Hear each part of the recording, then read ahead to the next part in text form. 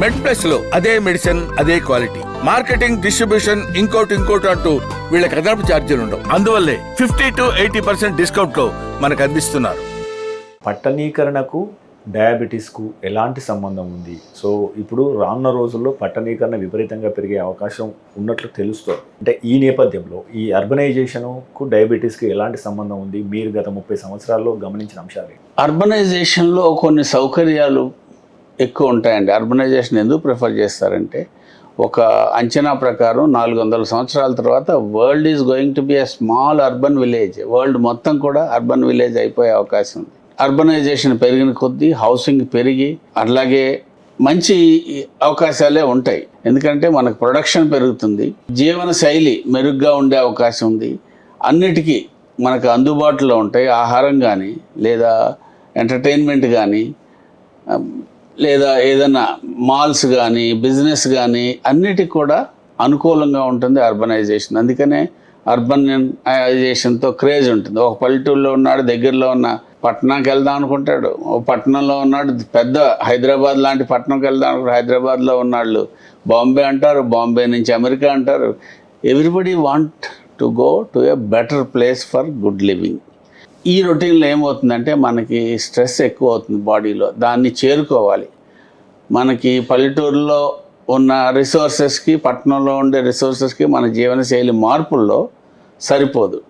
So ఆ సిచ్యువేషన్ని, ఆ ప్రమాణాలను చేరుకోవాలంటే మనం ఎక్కువ కష్టపడాలి.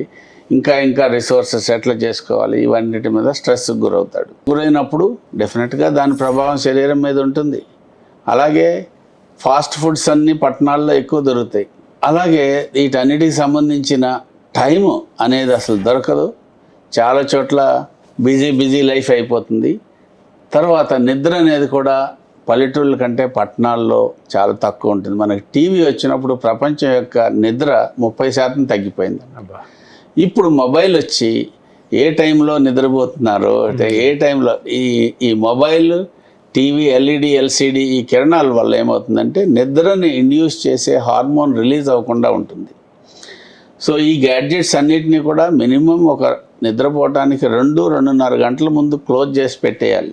లేకపోతే నిద్ర ఇండక్షన్ అనేది ఇండక్షన్ ప్రాబ్లం అయితే నిద్ర మెయింటెనెన్స్ కూడా ప్రాబ్లం అవుతుంది. కాబట్టి ఈ గ్యాడ్జెట్స్ ఎక్కువ ఉపయోగించడం, ఇవన్నీ కూడా పట్టణీకరణలో, అర్బనైజేషన్లో ఉండే కొన్ని డిసీజెస్కి చేరువయ్యే అవకాశాలు ఎక్కువ ఉంటాయి. అలాగే కొన్ని విటమిన్లన్నీ మన ఆహారాలన్నీ కొంచెం రా మెటీరియల్గా ఉంటాయి పల్లెటూరులో అయితే. అదే పట్టణంకి వచ్చేసరికి రిఫైన్డ్ మెటీరియల్స్ వస్తాయి.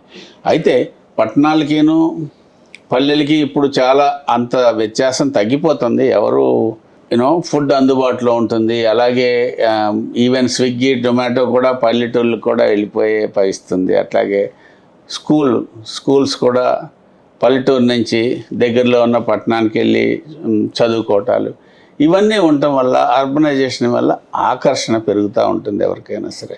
సో ఈ అర్బనైజేషన్ ఒత్తిడిలో మన శరీరంలో కొన్ని మార్పులు, కొన్ని డిసీజెస్ ఖచ్చితంగా కాలక్రమేణా వచ్చే అవకాశం ఉంటుంది.